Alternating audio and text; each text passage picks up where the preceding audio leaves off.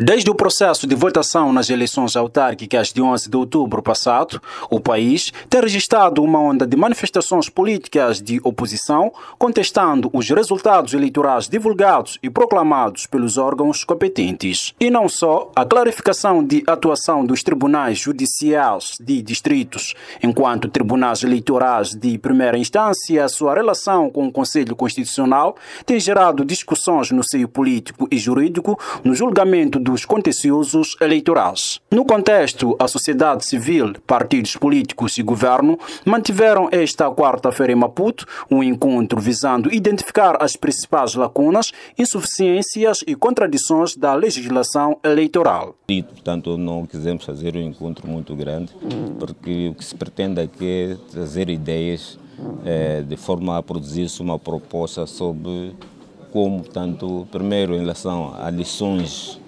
aprendidas no contexto dessa atuação dos tribunais sociais de distrito no julgamento dos contenciosos eleitorais, portanto, tanto no dia 11 de outubro de 2023, assim como também na repetição das eleições do dia 10 de dezembro. Portanto, ver que lições e também identificar lacunas na lei eleitoral e de modo então a passarmos para um segundo momento que passarmos à produção de uma proposta que possa de forma muito expressa, portanto, elencar aquilo que podem ser as prováveis competências dos tribunais, de modo a evitar essas situações, tanto para que não se repitam, portanto, nesta eleição que vamos ter no dia 9 de outubro de 2023, que são as 7ª eleições gerais e as segundas para as eleições para as provinciais. O especialista em direito eleitoral, Guilherme Mbilana, defende a capacitação de partidos políticos, coligações de partidos políticos e grupos de cidadãos eleitores proponentes em matérias sobre princípios básicos do contencioso eleitoral para, assim, evitar irregularidades eleitorais.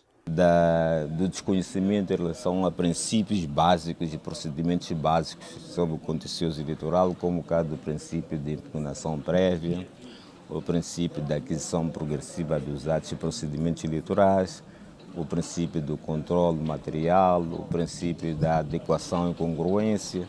Portanto, os partidos políticos praticamente não demonstravam claro domínio sobre isso. Já o jurista Emídio Guambi diz que é preciso se repensar na produção de provas dos editais para se evitar choques nas mesas de voto. É preciso repensar na questão da produção de prova. Por que não invertermos a prova? O ônus de prova. Por quê?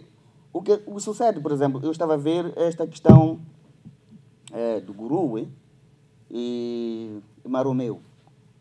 Dizia-se que há novos cadernos, há outros cadernos, mas como os mandatários tinham os cadernos, entretanto, os membros da mesa tinham outros cadernos.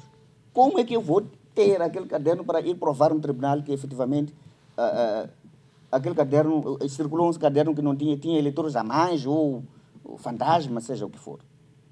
Então, era preciso, efetivamente, que se invertesse a prova, solicitasse aqueles órgãos, não é?